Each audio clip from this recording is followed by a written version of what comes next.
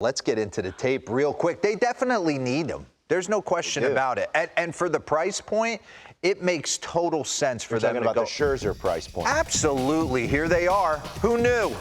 We were more focused on Shohei at the bar. Here he comes, Mad Max. Listen, when he walks in the door, you mean business, period, the end. And I know that he hasn't had the season that we've grown accustomed to for Mad Max, but still, he's a game one starter in the postseason when he's right, and this team needed it. And don't sleep on the Jordan Montgomery acquisition. This guy has pitched in the biggest games.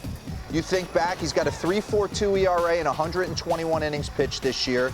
He has postseason experience, 2020 ALDS, down 2-1 with the Yanks. He allows 1 run in 4 innings pitched to send them to a Game 5. Max Scherzer, he will figure it out. He was touched up with the long ball a little bit. His slider's been in and out, but for the most part, when you break it down with Nate Eovaldi with the forearm strain, they were dealing with John Gray, Dane Dunning, Martin Perez, and Andrew Heaney.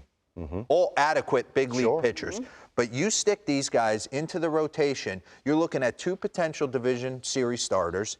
And the Rangers rotation, although 6th in Major League Baseball at 3.88, 5-1-12 in July. So they were taking on water. They just get swept by San Diego. Let's put a smile on the boys' faces. I love it. Wow, what a reversal of fortune in 2 years. And you sit there and you play GM. That's what we all do in today's world. You think back 2 years ago, would you have rushed $500 million at a middle infield in Corey Seager and Marcus Semien and then back it up and get the riskiest Jacob deGrom deal, 5 for $185?